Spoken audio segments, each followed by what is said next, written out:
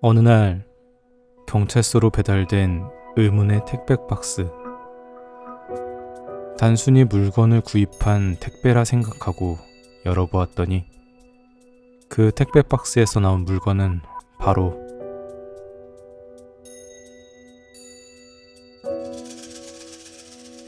안녕하세요. 준원입니다. 오늘 하루도 잘 보내셨나요? 오늘은 그들은 후회하지 않는다 라는 장편 추리소설을 가져왔습니다. 이 소설은 잔혹한 살인범 그리고 그 뒤를 쫓는 자의 이야기입니다.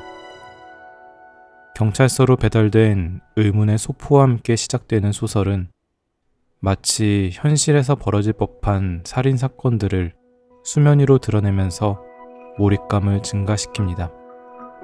신을 부정하는 혹은 신에게 부정을 당한 인간의 뒷모습은 마지막 페이지까지 손을 놓지 못하게 합니다. 소설 속에서 등장하는 신, 천사, 악마의 모습은 크게 다르지 않을 거야. 왜냐하면 전부 하는 짓이 비슷하잖아. 라는 대사에서도 알 수 있듯 이 책은 종교와 구원, 삶의 가치와 죽음의 무게, 선과 악의 경계 등 시종일관 무거운 질문을 독자들에게 던지는데요.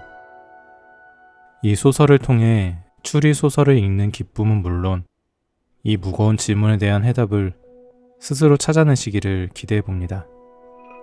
이 책의 표지만 보면 마치 로맨스 소설처럼 보일 법도 한데요. 책 표지부터 반전이라 할 수 있겠네요. 소설 속 내용은 날짜, 요일, 시간으로 구분되어 진행이 됩니다. 마치 수사일지를 들여다보는 느낌이 들어요. 그래서 더 몰입이 되는 것 같습니다. 그리고 사건에 대해 다소 적나라한 표현들이 있지만 제가 읽다가 가장 어려웠던 건 바로 욕설과 비속어가 나온다는 점이었습니다. 순간 여기까지만 녹음할까 하는 고민을 참 많이 했어요. 제가 잘 표현을 못하겠어서 그래도 뭔가 맛깔나게 살려보고 싶어서 여러 번 읽어보긴 했는데 다시 들어봐도 참 어색하네요. 그러니 그런 점은 감안하고 들어주셨으면 좋겠습니다. 그럼 책 읽어드릴게요.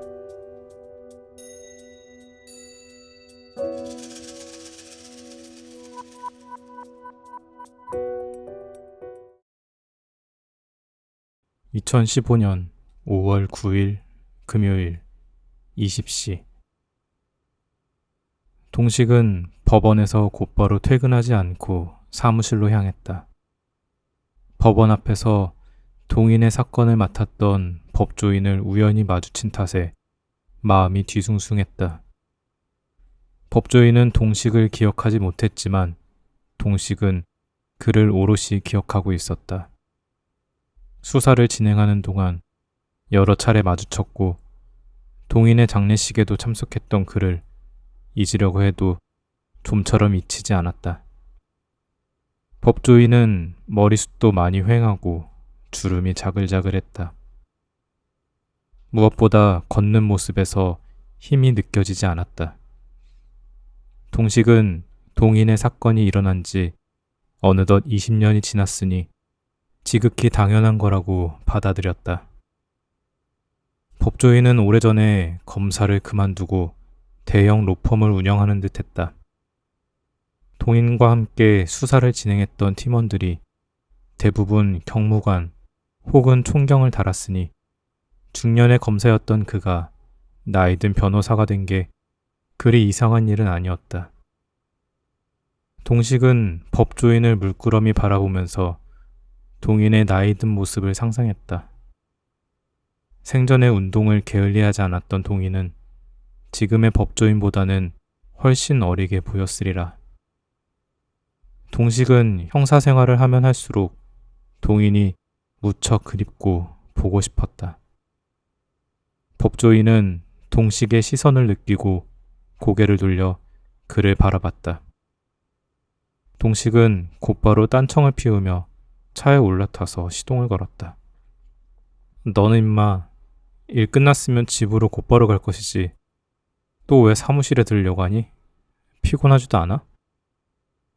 해철이 지긋지긋하다는 투로 말했다. 일이 생각보다 빨리 끝나서요. 사무실에 아무도 없죠? 동식이 웃으며 되물었다. 글쎄다. 도안이 있을 수도 있을걸? 정리할 게 남아있다고 하던데. 해철이 도안의 말을 떠올리며 말했다. 알겠어요. 뭐 사무실에 가보면 알겠죠. 동식이 엘리베이터에서 내리면서 말했다. 그래. 일 버리지 말고 어서 집에 가서 씻고 자라. 나는 간만에 가족들이랑 밥 먹으면서 놀 거니까. 해철이 말했다. 네, 선배. 가족들이랑 좋은 시간 보내세요. 그래. 동식이 해철과 전화를 끊고 나서 카드키를 찍고 강력 3팀 사무실 안으로 들어갔다. 사무실은 동식의 예상과는 다르게 쥐죽은 듯이 조용했다. 동식은 도안의 자리를 힐끗 바라봤다. 책상에 휴대폰과 재킷이 걸려있는 것으로 보아 잠시 자리를 비운 듯했다. 동식은 자신의 자리에 앉아서 책상을 멀거니 바라봤다. 동인 정화와 함께 찍었던 어릴 적 사진과 욥기 5장 8절이 적힌 액자가 눈에 들어왔다. 액자는 동식이 형사가 되었을 때 어머니 정화가 선물한 것이었다. 동식은 액자의 글귀를 한번 훑었다. 나라면 하나님을 찾겠고 내 일을 하나님께 의탁하리라. 동식은 코웃음을 치고 나서 컴퓨터 전원을 켰다. 법조인을 우연히 마주친 김에 동인의 사건 파일을 다시 한번 열람하기 위해서였다. 동식은 동인의 사건 번호를 재빠르게 입력했다. 잠시 후 모니터 화면에 동인의 사건 파일이 액세스되어 나왔다. 휴. 동식은 심호흡을 크게 한 뒤에 사건 파일을 차근차근 읽어나갔다. 1995년 5월 8일 일요일 노부부 연쇄살인 용의자 담당 수사관 정동인. 노부부 연쇄살인 용의자 담당 수사관 정동인, 이진호 2명을 15cm 회칼로 여러 차례 찌르고 나서 경찰의 포위망을 뚫고 도망침. 담당 수사관 정동인은 사망 직전 용의자의 프로필을 아래와 같이 설명함. 중고등학생으로 보이는 남자와 여자, 남매인 듯 매우 닮음. 곱상한 외모와 큰 키, 남자 180cm, 여자 164cm 정도로 추정됨. 꽃향기. 두 사람은 피해자의 옷과 액세서리로 갈아입고 나서 도주. 특이사항 지문을 남기지 않았으며 이후 같은 패턴의 노부부 연쇄살인 사건은 더 이상 일어나지 않음. 프로필과 몽타주를 토대로 수사를 벌였지만 아무런 소득 없음. 동식이 아는 내용들을 반복해서 읽고 있을 때 후배 도한이 택배 박스를 들고 사무실 안으로 들어왔다. 동식 선배, 뭐 하세요? 성수 팀장님이 법원에서 바로 퇴근하실 거라고 하셨는데. 도한이 동식을 보고 나서 물었다. 뭐, 좀 볼 게 있어가지고. 동식이 도한을 바라보며 말했다. 뭘요? 도한이 공용 캐비닛 위에 택배 박스를 두고 나서 동식에게 되물었다. 그런 게 있어. 넌 임마 누가 보면 네가 선배고 내가 후배인 줄 알겠다. 동식이 수사 프로그램을 황급히 종료하면서 말했다. 그랬으면 오죽 좋았을까요? 가만 보자. 동식 선배가 연예 뉴스를 읽었을 리는 없고 서촌 사건에 관련된 거 읽으셨어요? 도안이 물을 한 모금 마시고 나서 동식을 강하게 추궁했다. 아무것도 아니니까 존경하는 후배님은 신경 끄세요. 동식이 자리에서 일어나서 기지개를 켰다. 우리 팀은 해철 선배 제외하고 전부 일중독이에요. 사건 마무리된 지 얼마나 됐다고 벌써부터 사건 파일 뒤지고 그러십니까? 그러니까 여자친구들이 못 버티고 떠나는 겁니다. 도안이 자신의 자리에 앉으며 말했다. 이 자식아, 선배 놀리니까 기분 좋니? 예쁘다 예쁘다니까 한도 끝도 없네. 동식이 도안에게 다가가서 백초크를 걸었다. 다 선배를 사랑하는 마음이 그런 거죠, 동식 선배. 탭, 탭. 도안이 탭을 치며 말했다. 도안아, 네 연애나 잘하세요. 동식이 백초크를 풀면서 말했다. 저는 선배와는 다르게 엄청 잘하고 있죠. 도안이 득이양양한 표정으로 말했다. 그렇다면 다행이다. 그건 그렇고 저 택배 박스는 뭐니? 동식이 공용 캐비닛 위에 놓인 택배 박스를 가리켰다. 저도 잘 모르겠어요. 메일룸에서 연락이 와서 받으러 갔거든요. 그런데 발신인이 적혀있지 않더라고요. 도안이 우편물 보관실에서 받은 전화를 떠올렸다. 그래? 그러면 지금 뜯어보면 되겠네. 동식이 의심스러운 눈빛으로 말하고 나서 공용 캐비닛으로 가려고 했다. 아, 동식 선배, 도대체 왜 그러세요? 제가 나중에 뜯어볼 테니까 선배는 아무것도 하지 마세요. 사건 플래그라는 말 몰라요? 도안이 동식을 재빠르게 제지했다. 사건 플래그? 그게 뭔데? 동식이 되물었다. 성수 팀장님이나 동식 선배가 무엇인가를 건드리면 작은 일도 큰 일이 되는 것을 의미합니다. 제발 아무것도 하지 마시고 이대로 퇴근하세요. 뭐 별거 있겠어요? 해철 선배가 장난으로 이것저것 주문한 거겠죠. 도안이 동식을 사무실 바깥으로 내몰았다. 알겠어. 갈 테니까 그만 밀어 임마. 동식이 웃으며 말했다. 예스. 무슨 일 생기면 곧바로 연락드릴 테니까 아무것도 생각하지 마시고 푹 쉬시길 바랍니다. 다음 주부터 서촌 사건 달려야죠. 도안이 동식에게 말하고 나서 우스꽝스럽게 경례를 했다. 그래. 무슨 일 있으면 제일 먼저 연락하고, 아니다. 성수 팀장님 다음으로 연락해라. 동식이 피식 웃었다. 네. 어서 가세요. 어서 가란 말입니다. 사건 플래그. 도안이 동식을 향해 손을 강하게 휘저었다. 간다 가 임마. 거 되게 시끄럽네. 동식이 도안에게 손을 흔들었다. 동식은 택배 박스가 무척이나 신경 쓰였지만 도안의 말처럼 팀원들의 기호품이거나 성수 팀장이 주문한 사무용품일 수도 있었다.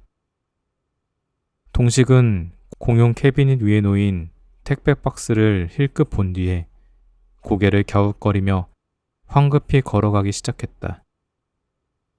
도안은 동식이 엘리베이터에 탑승하는 것을 확인하고 나서 공용 캐비닛 위에서 택배 박스를 꺼내어 조심스레 뜯기 시작했다. 1995년 5월 8일 일요일 14시 20분 성가대 찬송이 끝난 뒤 제1교회 담임 목사가 단상에 올라왔다. 담임 목사는 예배당의 엄숙한 분위기를 상쇄하기 위해 성도들에게 인사를 건네고 나서 가벼운 얘기를 주고받았다. 성도들은 담임 목사의 얘기가 그다지 유쾌하지 않았음에도 불구하고 큰 소리로 깔깔대고 웃었다. 동식은 담임 목사의 얘기에도 전혀 웃지 못하고 손목시계를 거듭 확인하면서 출입문을 여러 차례 두리번거렸다. 아버지는 언제 와요? 어젯밤에 예배 시작 전에는 오신다고 하셨는데. 동식이 정화의 옷을 붙잡고 물었다. 그러게 말이다. 차가 많이 밀리는 게 아니라면 일이 잘 마무리되지 않으셨나 보다. 조금 더 기다려 보자꾸나. 정화가 동식의 머리카락을 쓰다듬었다. 무슨 일이 생긴 건 아니겠죠? 몇 개월 전부터 힘든 일을 맡게 되었다고 하셨잖아요. 동식이 초조한 목소리로 물었다. 걱정 마라. 아버지는 강한 분이시잖니? 제 아무리 힘든 일이 있어도 지금까지 그래왔던 것처럼 잘 해결하실 거야. 정화가 덤덤한 표정으로 말했다. 그렇긴 하지만 요즘 너무 바쁘신 것 같아서 조금 걱정돼요. 집에 안 들어오신 지도 꽤 되셨잖아요. 어머니의 기도 시간도 많이 늘어났고요. 동식이 풀죽은 목소리로 말했다. 그건 주님한테 감사한 게 많아서 그런 거란다. 아버지는 끄떡 없으실 거야. 무슨 일이 생기면 주님이 다니엘과 다윗을 지켜주셨던 것처럼 아버지를 보호해 주실 거니까. 정화가 웃으며 말했다. 정말 그랬으면 좋겠어요. 동식이 애써 웃으며 말했다. 반드시 그럴 거란다. 동식아, 설교 말씀이 곧 시작될 것 같으니까 예배에 집중하자꾸나. 정화가 진지하게 말했다. 네, 알겠어요. 동식이 자세를 고쳐 앉으며 대답했다. 잠시 뒤 예배당의 유쾌한 분위기가 끝나고 담임 목사의 기도와 함께 설교 말씀이 시작됐다. 지금부터 주님의 말씀을 대언하도록 하겠습니다. 오늘 나눌 말씀은 욥기 1장 1절에서 12절까지입니다. 제가 한 줄 읽고 성도님들께서 한 줄 읽고 마지막 구절은 다 함께 읽도록 하겠습니다. 우스 땅에 욥이라 불리는 사람이 있었는데 그 사람은 온전하고 정직하여 하나님을 경외하며 악에서 떠난 자더라. 담임 목사가 진중하게 말했다. 그에게 아들 7과 딸 3이 태어나니라. 성도들이 큰 목소리로 말했다. 하루는 하나님의 아들들이 와서 여호와 앞에 섰고 사탄도 그들 가운데 온지라. 담임 목사가 말했다. 여호와께서 사탄에게 이르시되 내가 어디서 왔느냐? 사탄이 여호와께 대답하여 이르되 땅을 두루돌아 여기저기 다녀왔나이다. 정화와 동식이 성도들과 함께 말했다. 여호와께서 사탄에게 이르시되 내가 내 종 욥을 주의하여 보았느냐? 그와 같이 온전하고 정직하여 하나님을 경외하며 악에서 떠난 자는 세상에 없느니라. 담임 목사가 말했다. 사탄이 여호와께 대답하여 이르되 욥이 어찌 까닭없이 하나님을 경외하리이까? 정화와 동식이 성도들과 함께 말했다. 주께서 그와 그의 집과 그의 모든 소유물을 울타리로 두르심 때문이 아니니까. 주께서 그의 손에서 하는 바를 복되게 하사 그의 소유물이 땅에 넘치게 하셨음이니이다. 담임 목사가 말했다. 이제 주의 손을 펴서 그의 모든 소유물을 치소서. 그리하시면 틀림없이 주를 향하여 욕하지 않겠나이까. 정화와 동식이 성도들과 함께 말했다. 여호와께서 사탄에게 이르시되 내가 그의 소유물을 다 내 손에 맡기노라. 다만 그의 몸에는 내 손을 대지 말지니라. 사탄이 곧 여호와 앞에서 물러가니라. 아멘. 예배당 안의 모든 이가 동시에 말했다. 1995년 5월 8일 일요일 12시 30분. 팀장 개새끼. 아무리 생각해도 너무한 거 아닙니까? 자기 식구 챙기는 건 알겠는데 정도껏 해야죠. 동인의 파트너 진호가 주차를 하고 나서 말했다. 진호야, 아무리 열받아도 그렇지 팀장한테 개새끼가 뭐냐 개새끼가. 그리고 사람들 앞에서 들이받은 건 네가 너무한 거야. 동인이 안전벨트를 풀며 진호에게 핀잔을 줬다. 팀장 새끼한테는 더한 욕도 할 수 있습니다. 아무리 줄이 달라도 그렇지 몇 개월간 같이 일했으면 저희도 자기 새끼 아닙니까?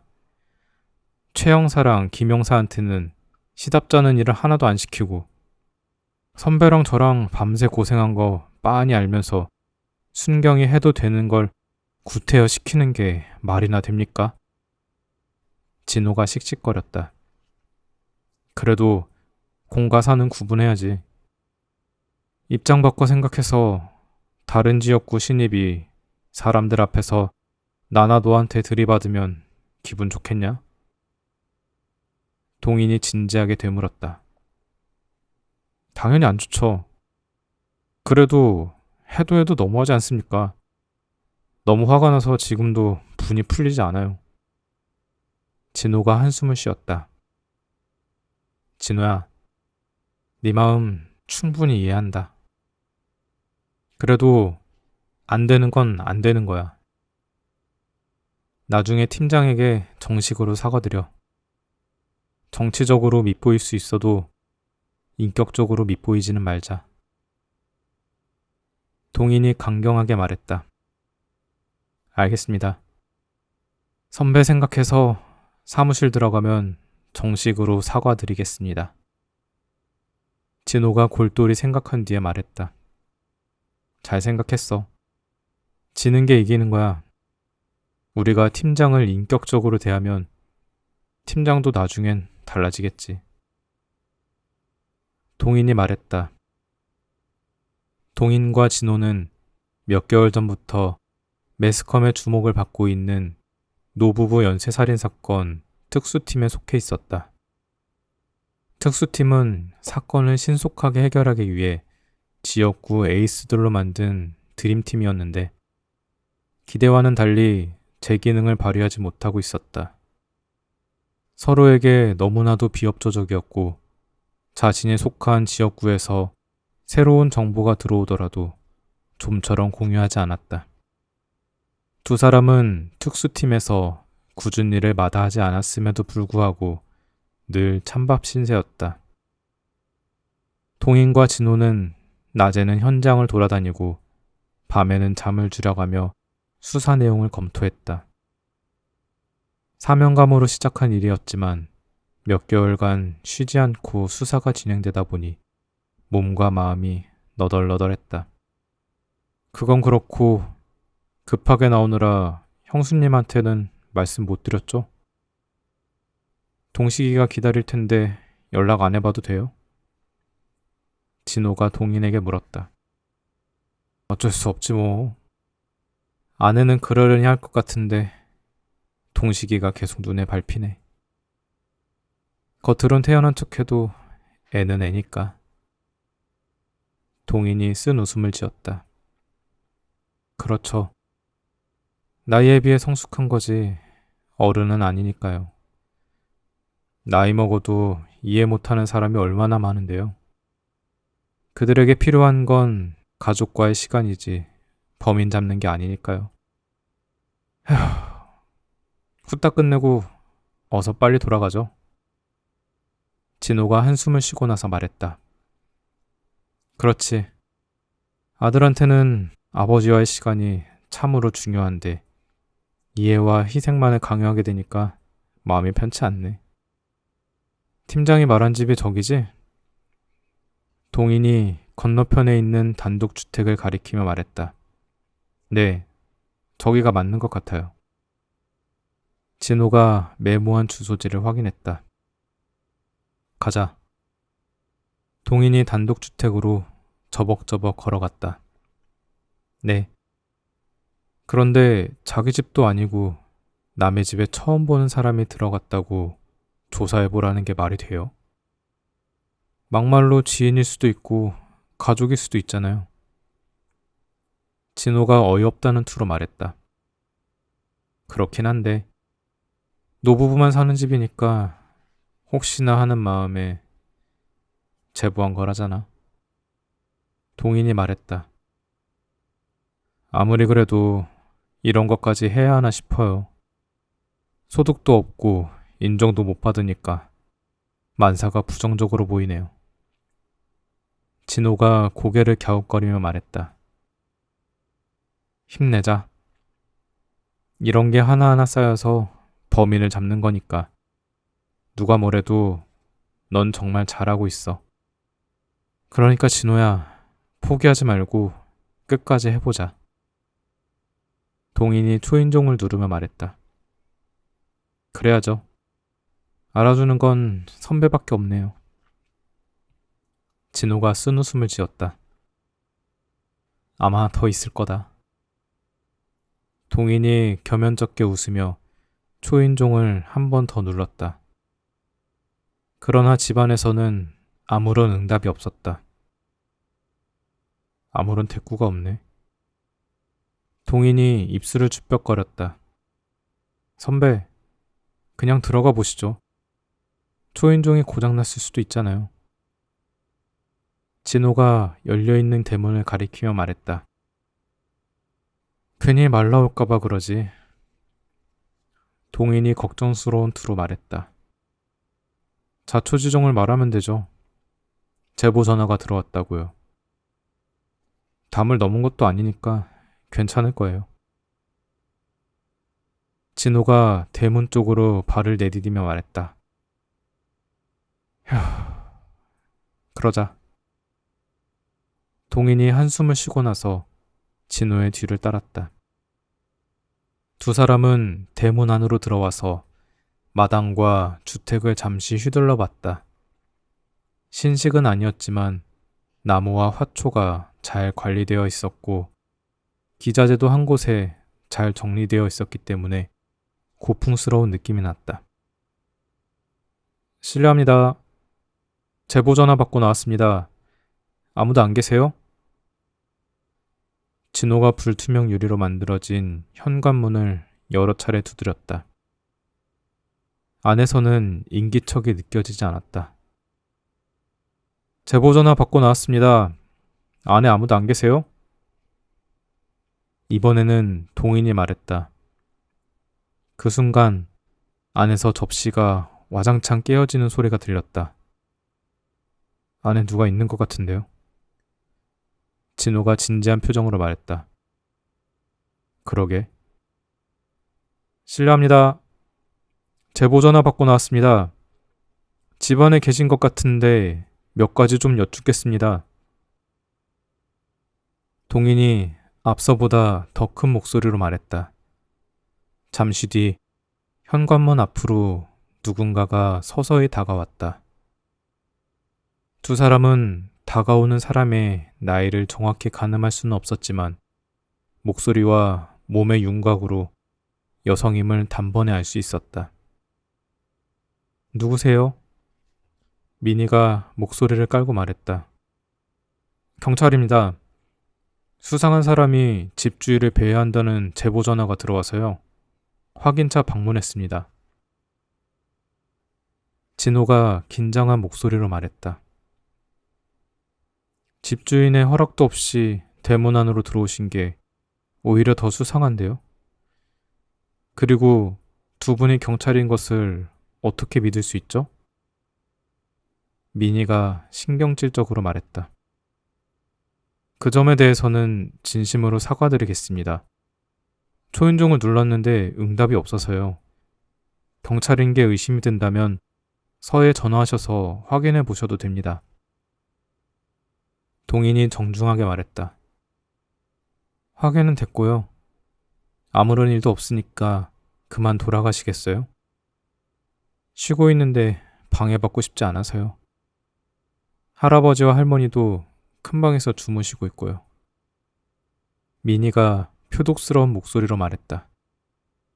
죄송합니다만 상부에 보고를 올리려면 대면 조사가 필요해서요. 번거로우시더라도 잠시 협조 좀 부탁드리겠습니다. 동식이 자초지종을 설명했다. 정말 성가시게 하네. 민희가 얘기를 듣자마자 땅이 꺼져라 한숨을 쉬었다. 아가씨, 저희도 안 할 수 있으면 안 하고 싶습니다.